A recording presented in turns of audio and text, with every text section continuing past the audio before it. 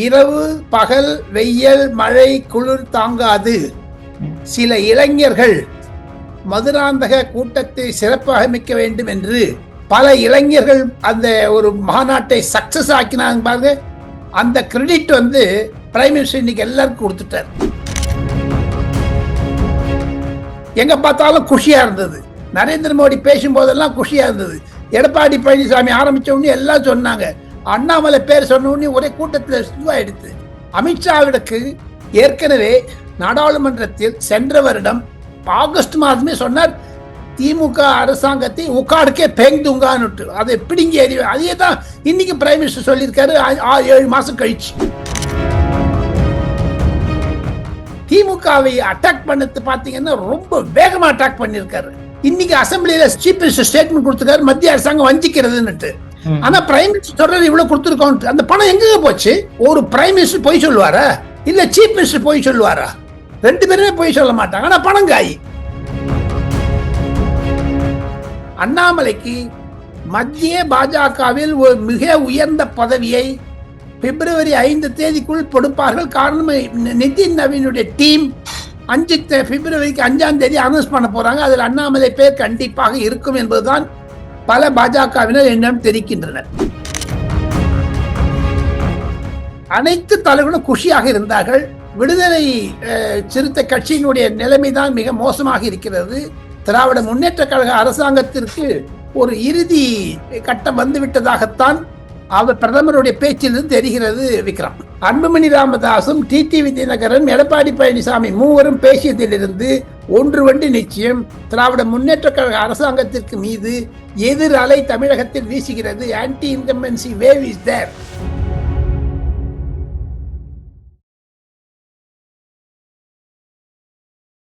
இளையபாரத நேயர்களுக்கு வணக்கம். இன்னைக்கு நம்ம நேர்காணல நம்ம சிறப்பு விருந்தினர் மூத்த பத்திரிகையாளரான டெல்லி ராஜகோபாலன் சார் அவர்கள் தான். சார் வணக்கம் சார். நமஸ்காரம் பா. நமஸ்காரம் நமஸ்காரம் சார். இப்ப மோடி அவர்கள் மதுராந்தகம் வந்திருக்காரு, ஓகேங்களா? ஒரு அட்டாக்கு திமுக பத்தி கிழிச்சு எடுத்துட்டாரு. எதனால இந்த அளவுக்கு ஒரு ஆக்ரோஷமான ஸ்பீச்சா பாக்குறீங்க நீங்க? தமிழகத்தில் கலாச்சாரம் எப்படி என்பது ட்ரக் கலாச்சாரம் என்பதைத்தான் அவர் வலியுறுத்தியிருக்கிறார். 6 முறை அவர் ஜக்கை பற்றி பேசியிருக்கிறார். அதிலிருந்து ஒன்று தெரிகிறது, தமிழகத்தின் மீது நரேந்திர மோடி அவர்கள் எப்படி ஒரு முக்கியமான ஒரு பார்வையை வைத்திருக்கிறார் என்று. அதையும் தவிர குடும்ப ஆட்சி மற்றும் ஜெயலலிதாவை புகழ்ந்தது எல்லாம் பிரமாதமா பேசினார். ஆனா இது ஒன்று பேக்ரவுண்டு இளையபாரதம் நேயர்களுக்கு சொல்ல வேண்டும் என்றால், இரவு பகல் வெயில் மழை குளிர் தாங்காது. சில இளைஞர்கள் மதுராந்தக கூட்டத்தை சிறப்பாக அமைக்க வேண்டும் என்று கோபிநாத் உள்பட பல இளைஞர்கள் அந்த ஒரு மாநாட்டை சக்சஸ் ஆக்கினாங்க பாருங்க. அந்த கிரெடிட் பிரைம் மினிஸ்டர் இன்னைக்கு எல்லாருக்கும் கொடுத்துட்டார். வினோத் செல்வனுடைய தலைமையில நடந்தது. கோபிநாத் அங்க இருந்தாரு. எல்லாமே பார்த்த உடனே ஒரு சிச்சுவேஷன் மாறி இருக்கிறத பாத்தீங்கன்னா ஒரு வெல்கம் சைன். எங்க பார்த்தாலும் குஷியா இருந்தது. நரேந்திர மோடி பேசும்போதெல்லாம் குஷியா இருந்தது. எடப்பாடி பழனிசாமி ஆரம்பிச்ச உடனே எல்லாம் சொன்னாங்க. அண்ணாமலை பேர் சொன்ன உடனே ஒரே கூட்டத்துல இதுவாயிடுது. இது பாத்தீங்கன்னா நிஜமாவே நான் சொல்றேன் விக்ரம், தமிழ்நாட்டுல திமுக ஆட்சிக்கு முடிஞ்சு போச்சுன்னு தான் தெரியுதுங்க. பார்த்தா தெரியுது. ஏன்னா இது பப்ளிக் ரியாக்ஷனா இருக்கு. ஒன்னே ஒண்ணு. 2, பிரதமருடைய பேச்சை அலச வேண்டும் என்றால் அதற்கு பின்னணியில் பிரதமருக்கு இந்த குறிப்பை எல்லாம் கொடுத்தது அமித்ஷா அவர்கள் தான். அமித்ஷாவிற்கு ஏற்கனவே நாடாளுமன்றத்தில் சென்ற வருடம் ஆகஸ்ட் மாதமே சொன்னார், திமுக அரசாங்கத்தை உக்காடுக்கே பேங்குங்கான்னு. அதை பிடிங்கி எறிவு. அதே தான் இன்னைக்கு பிரைம் மினிஸ்டர் சொல்லியிருக்காரு 7 மாசம் கழிச்சு. இதை வச்சு பாத்தீங்கன்னா பிஜேபி வட இந்தியாவில் எப்படி ஒரு ஆணித்தரமான பிரச்சாரத்தை செய்தார்களோ அதை ஒன்றாக்கி விட்டார்கள். என்டிஏ என்பதை ஒரு முழு உருவத்தை கொடுத்து விட்டார்கள். அதிலிருந்து பார்த்தால் கண்டிப்பாக என்டிஏ ஒரு மேஜர் ஃபோர்ஸ். திமுகவை அட்டாக் பண்ணது பாத்தீங்கன்னா ரொம்ப வேகமா அட்டாக் பண்ணிருக்காரு. 5 முறை ட்ரக்னாரு. ட்ரக்ல மாற்றினவங்க தான். ஆனா ஒண்ணு இந்த விஷயத்துல பாத்தீங்கன்னா பிரதமருக்கு பேசியதை எடப்பாடி பழனிசாமி மிக மிக ரசித்தார் என்பதுதான். காங்கிரஸையும் அட்டாக் பண்ணாரு. 13 லட்சம் கோடி ரூபாய் நாங்க கொடுத்துருக்கோம். இதுல எங்க போயிடுச்சு தெரியலையே. ஒண்ணு பாருங்க, இன்னைக்கு அசம்பிளியில ஸ்டேட்மெண்ட் சீஃப் மினிஸ்டர் ஸ்டேட்மெண்ட் கொடுத்திருக்காரு மத்திய அரசாங்கம் வஞ்சிக்கிறதுன்னுட்டு. ஆனா பிரைம் மினிஸ்டர் சொல்றது இவ்வளவு கொடுத்துருக்கோம். அந்த பணம் எங்க போச்சு? ஒரு பிரைம் மினிஸ்டர் போய் சொல்லுவாரா இல்ல சீஃப் மினிஸ்டர் போய் சொல்லுவாரா? ரெண்டு பேருமே போய் சொல்ல மாட்டாங்க. ஆனா பணம் காய் இது எங்க போய் கொடுத்தவன் சொல்றதை விட செலவழிச்சவன் தான் கணக்கு கொடுக்கணுமே தவிர கொடுத்தவங்க கணக்கு கொடுக்க மாட்டாங்க. ஆக மொத்தம் நரேந்திர மோடி அவருடைய பேச்சு இன்று கண்டிப்பாக திமுகவை ஒரு இக்கட்டான சூழலில் மாற்றிவிட்டது. காரணம் என்ன என்று கேட்டால் திமுக அணி இன்னும் ஒரு கூட்டணியை உருவாக்கப்படவில்லை. அது முந்தி கொட்டது எடப்பாடி பழனிசாமி. விஜய்க்கு நேற்று விசில் சின்னம் கிடைத்து விட்டது. அவரும் ஒரு கூட்டணி அமைப்பார்கள். காங்கிரஸ் அங்க பக்கம் போகணுங்கிற தான் இருக்கு. ஆக மொத்தம் ஒரு மைனஸ் டிகிரியில போயிட்டு இருக்குது டிஎம்கே என்பதுதான் அரசியல்வாதிகள் டெல்லியில் கருதுகிறார்கள். Vikram, okay sir. அதே மாதிரி இன்னைக்கு ஸ்டேஜில் நம்ம எல்லாருமே பார்க்க முடியுது. எல்லா தலைவர்களும் ஒன்று கூடி எல்லாமே பேசுற விஷயங்களும் நம்மளால பார்க்க முடியுது. இருந்தாலுமே அண்ணாமலை அவர்களுக்கு ஒரு முக்கியத்துவம் கொடுக்கப்பட்டுச்சு அந்த இடத்துல. இல்ல, அண்ணாமலை பேசினாங்களே. எடப்பாடி பழனிசாமி அண்ணாமலை பேர் சொல்லியாச்சு. ஒண்ணு என்ன வேணும்? அண்ணாமலைக்கு முக்கியத்துவம் கொடுத்தாங்க. மேல் பியூஷ் கோயலுக்கு அடுத்து உட்கார்ந்தாரு. அண்ட் செகண்ட் திங், அண்ணாமலை பேச உடனே பிரைம் மினிஸ்டருக்கு மதுராந்தகத்துல ஏர்கிராஃப்ட் டேக் ஆஃப் பண்ணணும்னா 5:40 எடுக்கணும்னு சொல்லிட்டாங்க. அதனால பிரைம் மினிஸ்டர் அவசர அவசரமா 5:40 போயிட்டாரு. ஏன்னா அங்கிருந்து 6 மணிக்கு அப்புறம் எந்த ஹெலிகாப்டர் டேக் ஆஃப் ஆகாதுங்க. அதுதான் ஒரு காரணம் என்று நான் கேள்விப்படுகிறேன். இருப்பினும் அண்ணாமலைக்கு மத்திய பாஜகவில் ஒரு மிக உயர்ந்த பதவியை பிப்ரவரி 5 கொடுப்பார்கள். காரணம், நிதின் நவீனுடைய டீம் பிப்ரவரிக்கு 5 அனௌன்ஸ் பண்ண போறாங்க. அதில் அண்ணாமலை பேர் கண்டிப்பாக இருக்கும் என்பதுதான் பல பாஜகவினர் என்னிடம் தெரிவிக்கின்றனர். Okay sir. சார், இப்போ டிடிவி தினகரன் எடப்பாடி பழனிசாமி அவ்வளோ விமர்சனம் பண்ணியிருந்தாரு, அவரை சிஎம் ஆகவே விட மாட்டோம் அப்படின்ட்டு. இருந்தாலும் இப்போ கூட்டணியில் ஜாயின் பண்றதுக்கு காரணம் என்னவா இருக்கு சார்? அது அம்மானுடைய ஆட்சி தான் சொல்லிட்டாரு அவரு. உண்டு என்ன இருக்குது? என்ன பொறுத்து மட்டும் அதுல மைனஸ் பாயிண்ட்ஸுங்க. ரெண்டு பக்கமும் பார்க்கணும். நீங்க வைகோ திட்டாதாங்க கருணாநிதிய என்னென்ன திட்டினாருங்க. ஸ்டாலின் வைகோ திட்டாதாங்க. அவங்க 2 பேரும் ஒன்னாயிட்டாங்க. அதை தவிர பாருங்க, ஒரு பெரிய கஷ்டம் திமுகக்கு. எப்படி அன்புமணி ராமதாஸுடைய அப்பாவை கூப்பிட போறாங்க? விசிகா வெளில போறாங்க. அவர் பெங்களூர் போயிட்டாரு, வரமாட்டேங்கிறாரு. விசிகா நிலைமை தர்மசங்கடம் ஆயிடுச்சு திமுக கூட்டணியில. என்ன இப்ப பாருங்க, மாம்பழ சின்ன ஏன் போட்டீங்கன்னு கேட்டதுக்கு அந்த மீட்டிங்ல மாம்பழம் வச்சிருக்க கூடாதுன்னு இவர் கம்ப்ளைண்ட் கொடுத்திருக்காரு. என்ன பண்ணுவாரு? கம்ப்ளைண்ட் கொடுத்துட்டு போங்க, மாம்பழத்தை போட்டு வச்சிருக்காங்க அங்க. நீங்க இப்ப அன்புமணி ராமதாஸ் பேரை கூட டாக்டர் அன்புமணி ஆர் தான் சொன்னார். பாத்தீங்களா, பிரைம் மினிஸ்டர் கூட ராமதாஸ் எடுத்துட்டாங்க. டக்குன்னு மெதுவா எடுத்துடுறாங்க. இது ஒரு மைன்யூட்டா பாத்தீங்கன்னா அனைத்து தலைவர்களும் குஷியாக இருந்தார்கள். விடுதலை சிறுத்தை கட்சியினுடைய நிலைமைதான் மிக மோசமாக இருக்கிறது. திராவிட முன்னேற்ற கழக அரசாங்கத்திற்கு ஒரு இறுதி கட்டம் வந்துவிட்டதாகத்தான் அவர் பிரதமருடைய பேச்சிலிருந்து தெரிகிறது. Vikram, okay sir. பட் இருந்தாலுமே இன்னுமே தேமுதிக போன்ற கட்சிகள் இன்னுமே கூட்டணி சேராம இருக்காங்களே சார். அவங்களுக்கு கஷ்டம். இப்பாங்க 2 பேருமே வயசாயிடுச்சு. என்ன பண்றது சொல்லுங்க? அவங்களுக்கும் கஷ்டமா இருக்கு, இவங்களுக்கும் கஷ்டமா இருக்கு. ஓ பன்னீர்செல்வத்துக்கு வர முடியாது போயிடுச்சு, இவங்களுக்கும் வர முடியாது போயிடுச்சு. ஒரு இக்கட்டான நிலைமை. அவங்க ராஜ்யசபா சீட்டுக்காக பார்த்துட்டு இருக்காங்க. அவங்களுக்கு இனிமேல் அவங்க பாரதிய ஜனதா கட்சிக்கு வந்தா கூட எடுப்படாதுங்க. ஏன்னா 6ஆம் தேதி பிப்ரவரி மாசம் திருநெல்வேலியில அமித்ஷா வரப்போறாரு. 12ஆம் தேதி பிரைம் மினிஸ்டர் கோயம்புத்தூருக்கு போறாரு. இதெல்லாம் வச்சு பாத்தீங்கன்னா அடுத்த கூட்டத்தில் வந்தாலும் வருவாங்க. யாருக்கு இருந்தாங்க? பிரைம் மினிஸ்டருடைய பேச்சில இருந்து முக்கியமாக வட இந்திய சேனல்கள் 5 குறிப்பை குறிக்கிறார்கள். திமுக மீது சிஎம்சி என்று சொன்னது புது வார்த்தை கன் பண்ணிட்டாரு பிரைம் மினிஸ்டர். காங்கிரஸுக்கு என்சின்னாரு, எம்எம்சின்னாரு, முஸ்லீம் மாவோயிஸ்ட் காங்கிரஸ். இதுக்கு பேர் கொடுத்த ஒண்ணுமே ஒரு மாறுதலைத்தான் நான் பார்க்கிறேன். பிரைம் மினிஸ்டருடைய பேச்சினுடைய முக்கியத்துவங்கள்லாம் பிரைம் மினிஸ்டருக்கு ஒரு டீம் இருக்குங்க. ஒரு 10-15 பேர் இருக்காங்க. அந்த டீம்ல ஒரு 5-6 பேர் எனக்கு நல்லா தெரியும். Research assistance. எந்த மீட்டிங்கா இருந்தாலும் பிரைம் மினிஸ்டர் அன்னைக்கு காலையிலயோ அது முதல் நாள்லயோ பாயிண்ட்ஸ் கொடுத்துருவாரு. இந்த பாயிண்ட்ஸ் மேல நான் டீட்டெயில்ஸ் சேகரிச்சு கொடுங்கன்னுட்டு அந்த டீம் காரங்களாம் சேகரிச்சு கொடுத்துருப்பாங்க. ஃபர்ஸ்ட் ஆஃப் ஆல், இன்னைக்கு பிரைம் மினிஸ்டர் ட்ரக்கை கான்சென்ட்ரேட் பண்ணாரு, கரப்ஷனை கான்சென்ட்ரேட் பண்ணாரு, டைனாஸ்டியை கான்சென்ட்ரேட் பண்ணாரு. அதுக்காக தான் அவருக்கு ஒரு மாபெரும் திருப்பரங்குன்ற விஷயத்தை டச் அண்ட் கோவா பண்ணார். ரொம்ப கான்சென்ட்ரேட் பண்ணி பண்ணல. அது மெயினா தமிழ்நாட்டுல ஒரு சுச்சுவேஷனை பார்த்துட்டாரு.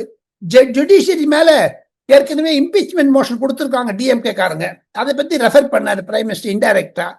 இப்பொழுது ஸ்ரீநிதி என்ற ஒரு ஜட்ஜு மதுரை ஹைகோர்ட்ல ஒரு உதயநிதிக்கு மேல கொடுத்திருக்காங்களா, அதை அடுத்து கொடுத்து வச்சுப்பாரு நிச்சயம்.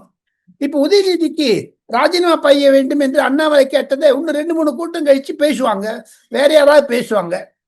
நாளை மறுநாள் ராஜ்நாத் சிங் சென்னை வருவதாக நான் கேள்விப்படுகிறேன். அதெல்லாம் ஒவ்வொருத்தரும் இனிமேல் விளையாட ஆரம்பிச்சாங்கன்னா ஒவ்வொருத்தையும் ஒவ்வொரு மாதிரி பேசுவாங்க. அதுதான் கோஆர்டினேட் பண்றது பிஜேபி ஸ்டைல். Okay sir. அதே மாதிரி இப்ப விஜய் அவர்கள் வந்து கூட்டணி பேச்சுவார்த்தை, பாஜகவோட கூட்டணி பேச்சுவார்த்தையில் இருக்காரா சிபிஐ விசாரணைக்கு அப்புறம்? அப்புறம் தெரியலீங்க, அந்த மாதிரி உங்களுக்கு தெரியலீங்க. ஏன்னா நாளைக்கு பிஜேபி இது அவங்க மகாபலிபுரத்துல ஒரு மீட்டிங் வச்சிருக்காங்க 25ஆம் தேதி. அதுக்கப்புறம் தான் அவருடைய நிலைப்பாடு தெரியும். 25ஆம் தேதிக்குள்ள 2 பக்கம் பேசுவாங்க. காங்கிரஸோட தான் அவர் முக்கியமாக இருப்பதாக நான் கேள்விப்படுகிறேன். Okay sir. இப்போ காங்கிரஸ் வந்து விஜய் பக்கம் போனா அவங்களுக்கு ஒரு சீட்டு கூட ஜெயிக்கிறதுக்கான வாய்ப்புகள் இல்லையே சார். அப்புறம் சார் அவங்க அந்த சைடு போகணும். இல்ல காரணம் என்ன, திமுக ஒரு விலகிட்டாங்க. இன்னைக்கு பிரைம் மினிஸ்டர் பேசிட்ட அப்புறம் ராகுல் காந்தி கூட யோசிப்பாரு, இது மாதிரி பிரைம் மினிஸ்டர் நெகட்டிவா இருக்குது திமுகக்கு, ஏன் திமுகவோட போகணும், விஜயோட பேருக்கு கூட பெட்டரா இருக்கும்னு தோன்றது.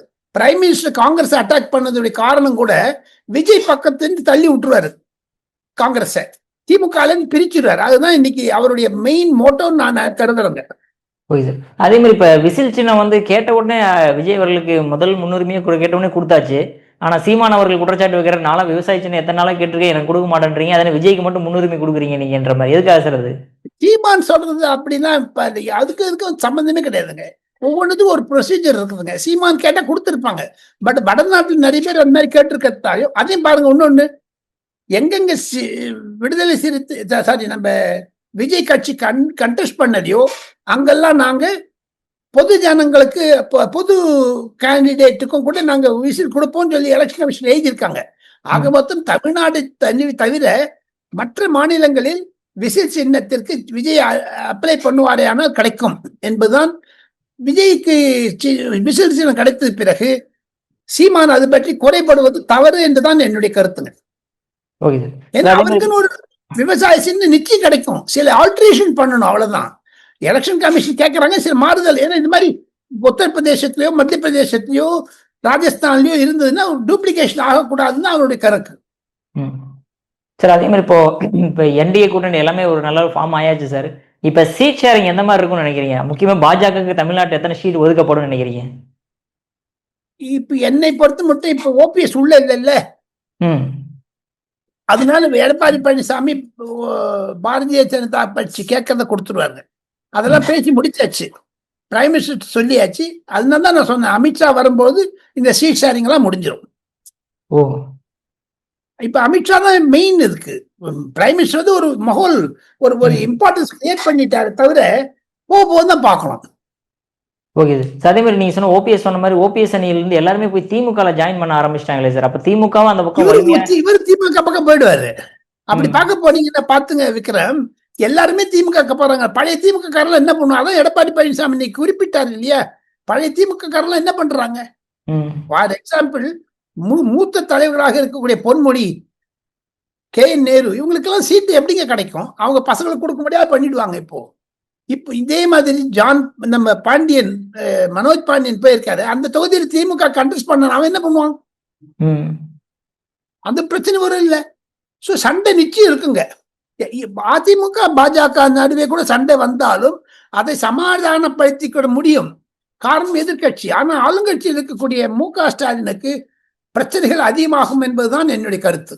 Okay sir. சார் அதே மாதிரி ஸ்டாலின் அவர்கள் இன்னைக்கு சட்டசபையில இந்த மகாத்மா காந்தி இந்த 100 நாள் வேலை திட்டத்துக்கு எதிராக ரெசல்யூஷன் பாஸ் பண்ணியிருக்காரு சார். அங்கதான் கவர்னரையே போன்னு சொன்னாங்கல்ல, ரெசல்யூஷன் பாஸ் பண்ணாங்க, ஞாபகம் இருக்குல்ல?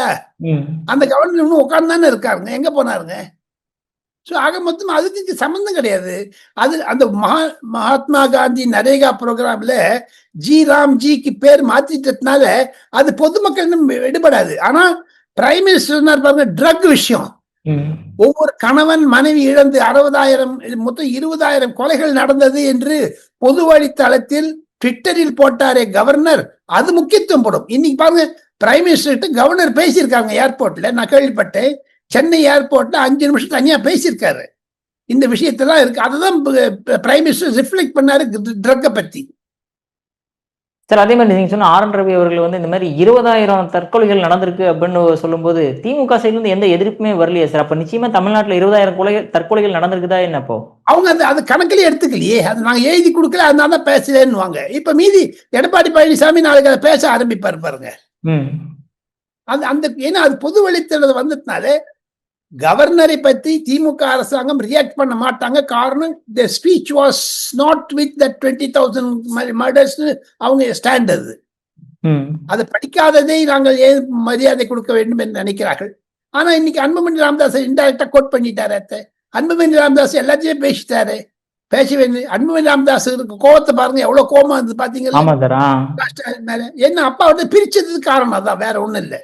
இன்று பேசியதில் அன்புமணி ராமதாசும் டிடிவி தினகரன் எடப்பாடி பழனிசாமி மூவரும் பேசியதிலிருந்து ஒன்று வண்டி நிச்சயம், திராவிட முன்னேற்ற கழக அரசாங்கத்திற்கு மீது எதிர் அலை தமிழகத்தில் வீசுகிறது. Anti incumbency wave is there என்று தான் வட இந்திய ஊடகங்கள். ஏன்னா இன்னைக்கு தமிழ்நாட்டுல ஒரு 8 சேனலுடைய ஹெட்ஸ் வந்திருந்தாங்க டெல்லியிலேருந்து மதுராந்தகத்துக்கு. அவங்க எல்லாம் எனக்கு 2 பேர் எனக்கு போன் பண்ணி சொன்னாங்க அங்கேருந்து. தமிழ் பேசும்போதே அவர் பிரைம் மினிஸ்டர் பேசிட்டு இருக்கும் போதே நான் நிறைய பேர்த்து பேசிட்டு போது கண்டிப்பாக இம்முறை திமுக தோற்றுவிடும் என்பதுதான் வட இந்திய பத்திரிகை ஆசிரியர்களுடைய கணிப்பு. சார் அப்ப கடைசியா வந்து இப்போ நம்ம எல்லாமே வந்து கே நேரு அவர்களை வந்து டார்கெட் பண்றாங்க. பட் இருந்துமே வந்து ஒன்னும் கேஸ் ஃபைல் பண்ண மாதிரி தெரியலையே சார் அவர் மேல.